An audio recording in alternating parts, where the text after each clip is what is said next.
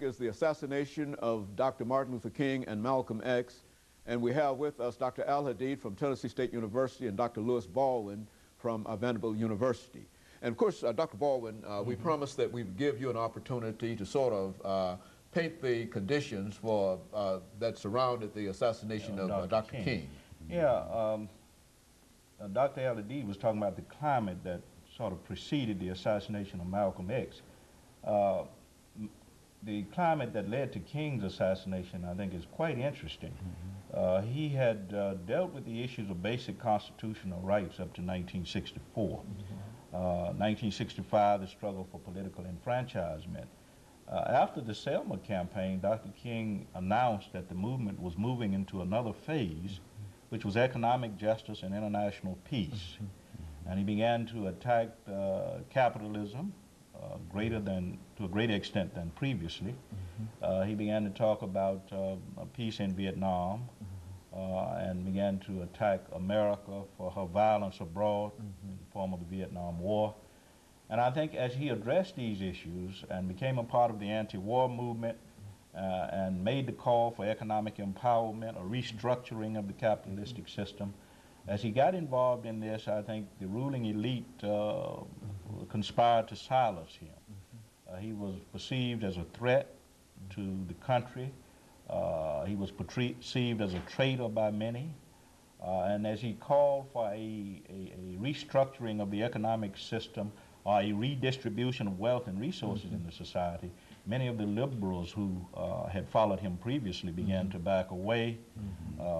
Jews began to back away from the movement. And I think that helped create the climate, his call for economic justice and his involvement in the international peace movement. Very good. And of course, Dr. Al-Hadid, with the assassination of Malcolm X, you've indicated not only the climate, but what are some of the events that you believe important that eventually led up to his assassination? I mean, how did that happen? Well, one thing you have to look at is the level of petty jealousy that was taking place inside of the Nation of Islam. And also the fact that two of the Honorable Elijah Muhammad's sons, Wallace Muhammad and Akbar Muhammad, were trying to move the Nation of Islam toward mainstream or Sunni Islam. So in a certain way, and Malcolm was a part of that, so in a certain way you had a revolution within a revolution. You had an organization that was preaching a type of black religious nationalism that was not embraced by mainstream Muslims. Then you had three people inside of the organization was trying to line it up with mainstream Islam. So when Malcolm was sort of suspended from the organization, he knew at that point that he was not going to be admitted back in. So he established his own community. He established the Muslim Mosque Incorporated in March of 1964. Then in April that same year, he made the pilgrimage to Mecca to legitimize his approach to Islam. And then when he traveled through Africa, especially in Ghana, he noticed that the people there were just expatriates, but they weren't connecting with the struggle inside of the United States in terms of African Americans. So he formed a second organization, the Organization of Afro-American Unity. And so like Dr. King, once he started dealing with international issues, once he started critiquing capitalism and moving the struggle more toward class rather than race, that's the point at which he became a threat to the movement. And so when he came back inside of the United States, he was working to establish rapprochement with the civil rights movement. And as he moved more toward mainstream Islam, he became more acceptable to the people in the civil rights movement. And he kept reaching out for Dr. King. But because of forces of history or circumstances of history, they weren't actually able to form a coalition between the SCLC, Southern Christian Leadership Conference, and the Organization of Afro-American Unity. But they met once in the Capitol in Washington, D.C. when the debates of the Civil Rights Bill was being conducted.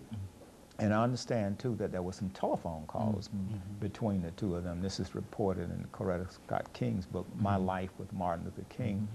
And so when he went to Selma on the occasion of the Selma to Montgomery March, which had to do with the voting rights, to meet Dr. King, at that time Dr. King was in jail. So unfortunately he was not able to meet him.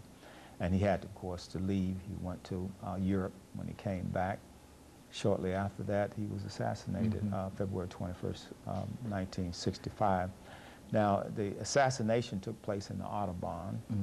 It involved individuals who had had some history as members of the Nation of Islam, but you also have to understand that the Nation of Islam at that time was thoroughly infiltrated.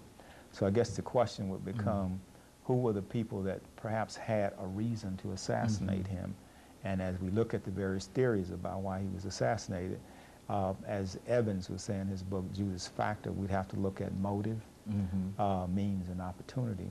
So on that basis, I think that the intelligence community had a motive, organized crime had a motive, and the Nation of Islam. So it's difficult to say with certainty who actually caused this, but there are 3 people that were identified.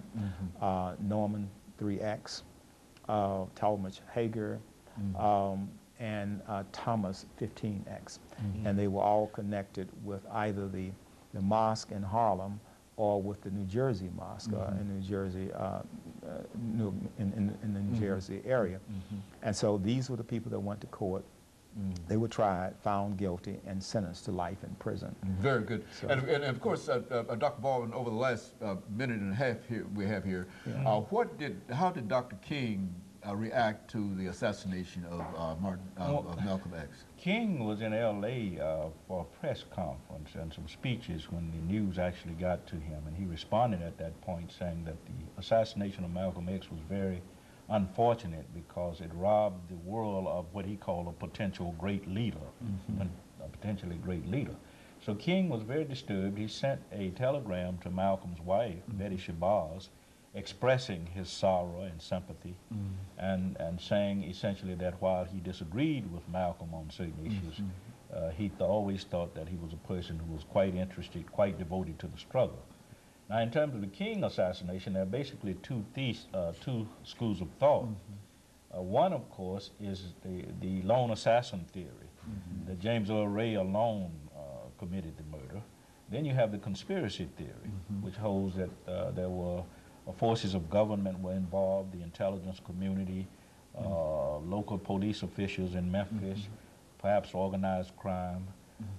These are 2 different theories of the assassination, but Dr. AAl-Hadid mentioned something that I think is very important, and that is the fact that the 2 men were coming together, I think proved that they were becoming even more of a threat. Okay, Dr. Baldwin, let us have this commercial break, and after this we'll come back and we'll allow you to pick up at that point of trying to bring these 2 individuals together, and that will allow Dr. AAl-Hadid to sort of end it for us today. We'll be back with our audience following this short commercial break.